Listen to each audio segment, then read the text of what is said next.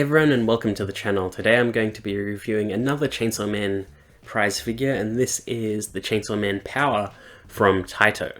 And I'm sure Taito will do tons of these in the future, but so far this is the first one that I think Taito's ever produced, and yeah, it's Power. But yeah, I'm pretty sure this is the first one Taito's ever produced, and I don't think it's the first ever Power figure. I think that might have been Brand Presto with Q Posket, but I don't really count Q Poskets because I don't really like those. So this is the first proper one that they've done. And just from the box, you can see it's trying to take on a lot of Power's sort of chaotic energy. Nothing too crazy, but trying to get the character as close as they can and as quickly as they can, seeing as this would have been in production before the anime was airing, most likely. Yeah, seems pretty cool from the box. It's got all the general bells and whistles that you expect from a prize figure.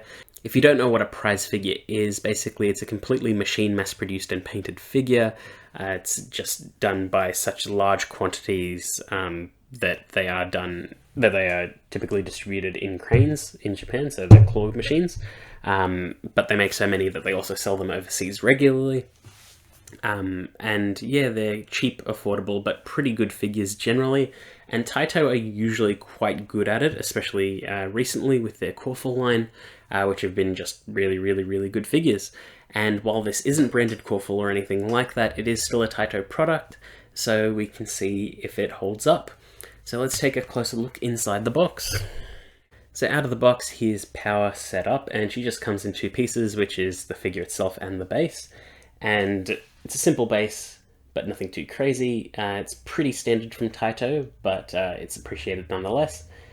And from first impressions, not looking too bad. A lot of the Powers that I've seen, especially the scale figure ones on pre-order, I feel like they don't capture her face quite right.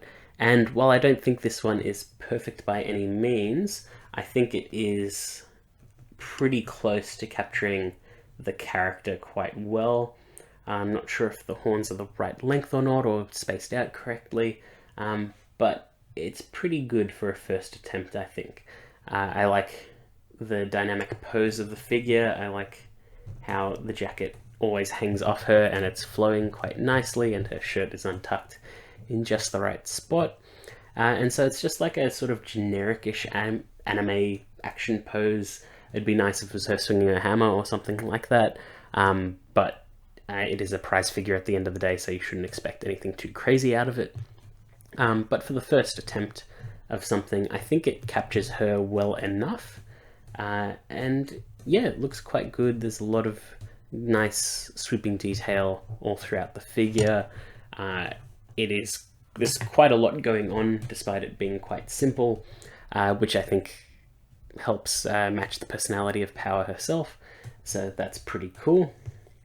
And yeah, just nice, simple, well-detailed sculpt. Even her shoes are nice and sculpted. In terms of paintwork, the hair, it's really weird with Power with her hair, because the manga and anime have two different sort of colors. There's like people think it might be like a strawberry blonde type of thing, but this is more like almost a brownish, I don't know, like a washed out brown to gold type thing. It's really weird. The color is like dull, but it sort of matches the anime a bit better, and this is based on the anime, so it's fine. But there's never really been a perfect stance on it. The mouth is sculpted in and painted, which is nice. The eyes are decals, but they look fine. The expression's pretty good. The paint on the horns is okay. It's a little tiny bit messy. Like, it feels like there's some overspray just on the edges, because it doesn't seem like a perfect horn, and it just seems a little bit blotchy.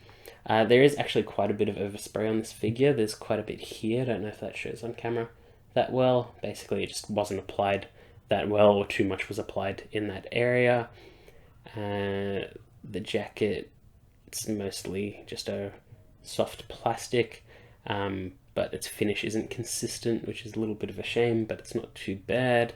The hair's just a little bit dirty in a few spots.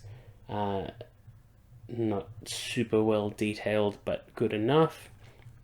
The pants also seem like they're just molded in like that, and again, the finish isn't consistent. Paintwork on the shoes isn't too bad, but it is a bit messy and not super clean, but from a distance it's fine. The buttons on the jacket are done up. Nails and hand are okay. I don't know what that is. Looks like some excess plastic or something. And then the base, which is pretty okay. So yeah, not the best paint job, but it's fine. Nothing too crazy, but it's a prize figure. It's inexpensive. You get what you pay for. Sometimes you get a really, really, really good figure. Sometimes you get an average one. And sometimes you get a really bad one. And this sort of sits more in the average thing. It's a good sculpt, but not the best paint. And for a first attempt, yeah, not bad. I am looking forward to seeing what we get out of Chainsaw Man proper, for like scales and things like that, or more high-end figures. Not necessarily scales, not even Pop-Up Parade, more like SH Figure Arts and like the higher-end lines that are competing with Pop-Up Parade, just to see how we go for that. But for now, this seems pretty serviceable. Nothing too crazy, not the best, not the worst either. But yeah, that's pretty much it. I hope you enjoyed that video, and I will see you all next time.